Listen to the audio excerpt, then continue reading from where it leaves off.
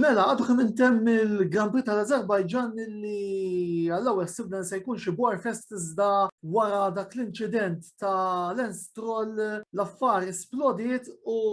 fl-aħħar mill-aħħar spiċċa rebaħ dak is-sewwieq li forsi ftit bassru li se jirbaħ fil-fatt la Lewis Hamilton u laqas Max Verstappen ma rebaħ din it-tiġrija iżda kien is-sewwieq Messikan fuq it-tieni Red Bull Honda Sergio Perez li fl-aħħar mill-aħħar ħareġ minn Baku bl-unuri u rebaħ dina it-tiġrija wara illi qabel xejn għamel strateġija fejn damma daħal għal kontlarju tal-kontendenti prinċipali. It-tieni postu wara Verstappen anki meta daħal u it-tielet fil-burdel kollu li qam fl-aħħar parti tat-tiġrija rnexxielu jżomm il-karozza posta u eventwalment spiċċa b'xrebaħ dina il-Grand Prix it-tieni tiġrija mirbuħa fil-karriera tiegħu u iva ngħid proset lill-partitari tar-Red Bull, proset ukoll lill-supporters ta' Perez illi nafu ukoll min hu partitarju tal-Mexico. Naħseb illi llum għandkom għalfejn tieħdu pjaċir x'ġarab Verstappen x'ġarab Hamilton qabel ma nkomplu nagħtu naqra ħarsa lejn il-kumplament tas-sewwieqa. Verstappen kien l-ewwel wara li fit-tielet leb qabeż il-Leclerc kellu vantaġġ żammu iżda mbagħad splodilu t-tajer fl-leb 49 li jikkawża it-tieni waqfa. U hawnhekk kif ġiet il-waqfa bdejna naraw il-min mhux suppost jitkellem, ċoe partitarji tal-Ferrari inewħu li Hamilton huwa sewwieq iffortunat. U hawnhekk permettu li nagħmel parentesi żgħira, eżis tifożi nifhimkom ta' voldier fejn qed tgħidu hekk għax Hamilton farrak kull rekord li kellu Schumacher. Imma minix daqshekk impressed mill-fatt li qed tkunu intom li kull darba li xi ħaġa tiġri favur Hamilton qegħdin tnewħu. Insejtu l-element qawwi ta' fortuna li kellu Schumacher mhux qed ngħid li ma kien sewwieq kapaċi, iżda il-fortuna kien hemm każi fejn intu wkoll. Insomma, ġejna għar-restart, Hamilton telaq tajjeb iżda mar dritt tila fil-karozza żball u spiċċa fuq wara u kien propju għalhekk illi il-Mexico rebaħ dina t-tiġrija. Fit-tieni postu mbagħad spiċċa Sebastian Vettel li fil-fema tiegħi jagħmel tellieqa tajba ħafna, strateġija perfetta u din id-darba nista' ngħid li ġie it-tieni on merit għaliex irnexxielu wkoll jevita l-problemi li kien hemm qudiemu, żamm konsistenti matul it-tiġrija u ħa podju li ċertament il-partitari tal-Aston Martin u dawk ta' Vettel illum għandhom għalfejn jkunu ferħanin. Podju ferħanin għaliex fit-tielet postu mbagħad spiċċa Pierre Gasly li anke matul dan il-weekend ikkonferma kemm l-Alfa Tauri kienet hemmhekk u ta' min jinnota wkoll li l-ikbar rebbieħa naħseb matul dina it-tiġrija kienu il-Honda li rnexxielhom itellgħu żewġ karozzi fuq il-podju għaldaqstant bravu Gasly u brava il-Honda. Ok, issa diġa qed nisma' in-nies tal-Honda jitfgħu dawk il-botti anki minħabba l-fatt li kien hemm dak nsejħulhom hekk differenzi fi żmien li il-Honda u l-McLaren kienu flimkien. Imbagħad fir-raba' post spiċċa Charles Leclerc illi telaq tajjeb imma mbagħad on race pace kellu ftit ta' deficit, iċ-ċali spiċċa però ir-raba' u permezz ta' dak ir-raba' post tiegħu u ta' tmien post ta' Carlos Sainz issa il-Ferrari qabżu l-McLaren fil-klassifika tal-kostrutturi u issa jinsabu huma fit-tielet post 94 punt għat-tim ta' Maranello 92 għalina l-McLaren x'ġara llum. Lando Norris spiċċa l-5 u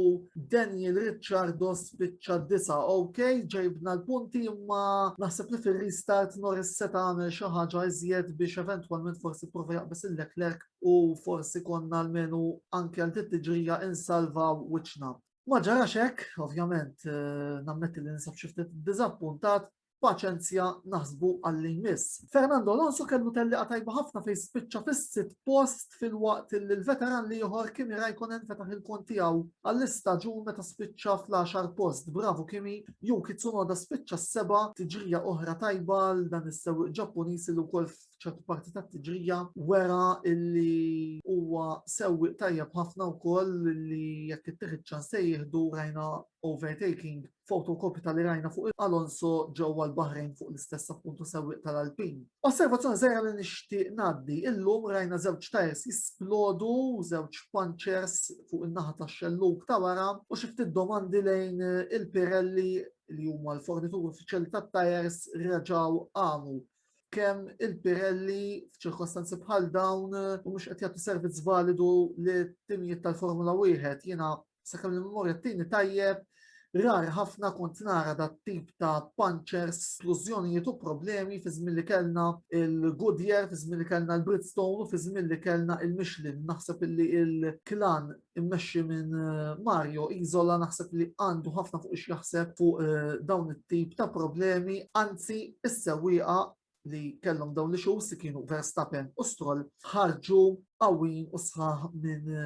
l-inċidenti tagħhom turija ta' kemm l-FIA għamlet żviluppi fil-rigward ta' sigurtà tas-sewwieqa. Il-klassifika tal-sewwieqa issa baqgħet status quo fejn għandna l-Verstappen l-ewwel 105, Hamilton it-tieni b'101, Sergio Perez jaqbis il-Lando Norris fit-tielet post, Holder il-McLaren tlifna żewġ tielet postijiet li kellna, Perez 69 u Norris 66 fil-waqt li Red Bull fil-kampjonat tal-kostrutturi tawlu hekk kif issa għandhom 174 punt kontra il-148 punt tal-Mercedes bil-ħaq għaliex se ninsa Valtteri Bottas ma rnexxilux jagħmel iżjed mit-12 post tal-Mercedes turija li kwi non va. U meta ngħid non va bil-kbir għal sewwi li jiena wkoll lajtilu bħala barri kellu t-tieni. U dak li konna ngħidu għal varja Albon u Gasly fis-snin passati fejn jidħlu ir-Red Bull, issa rridu ngħidu għal Mercedes naħseb illi l-Wolf gur serjati twissija lill-Finlandiż li jisma' ċali jekk is-sewwi prinċipali li huwa Hamilton ma jkunx qiegħed hemm inti ir-raqda il għaliex inkella ser ikollna nibdluk għalkemm jien se nkun onest jiena nemmen illi George Russell diġà huwa miftiem mal-Mercedes għall-istaġun li ġej voldiri it's a matter of when l-announcement ser jitħabbar milli jekk l-announcement ta' Russell flok Bottas ser jitħabbar. L-azzjoni issa tmur għal 15 oħra fejn ser nibdew l-ewwel minn sessjoni ta' triple headers, ser nkunu ġewwa Paul Ricard fejn qed nistenna tiġi interessanti għal diversi fatturi l-ewwel nett biex naraw min mill-kontendenti tal-kampjonat tas-sewwieqa Verstappen jew Hamilton ser ikun jista' jagħti l-aħjar rispons wara d-disfatt ta' Azerbajġana kif ukoll interessanti naraw ftit ser jiġri dik il-gwerra tat-tielet post bejn Ferrari u McLaren ovvjament qed nispera illi mhux biss inkunu kapaċi nirrispondu issa għall-attakki tal-Ferrari iżda li fuq kollox iva jkolli nammetti Daniel Ricciardo nistenna illi jagħmel ħafna ħin fis-simulator, jagħmel ħafna ħin mal-inġiniera ġewwa Woking f'dal-ġimgħa tiegħi għaliex qed ninkwita u nemmen illi l-kontribut tiegħu ser jiġi bżonjus issa iżjed minn qatt qabel hekk kif Lando qiegħed ikun hemmhekk iżda għandna bżonn it-tinsewwi biex inżommu l-pass tal-Ferrari. Mill-bqija għalissa jinsen hawnhekk għadha fit-tlieta bħas-soltu joħorġu l-Anto Pagelle, komplu segwu l-medja soċjali kollha tagħna, Facebook u YouTube għall-aħħar aħbarijiet. L-appuntament tiegħi magħkom se jkun għal nhar il-ħamis li ġej bil-programm l-intervista fejn sejrin nitkellmu fuq il-futbol u fuq Euro 2020. Sakemm nerġgħu niltaqgħu il-kumplament tal-ħadd tajjeb u ħsieb.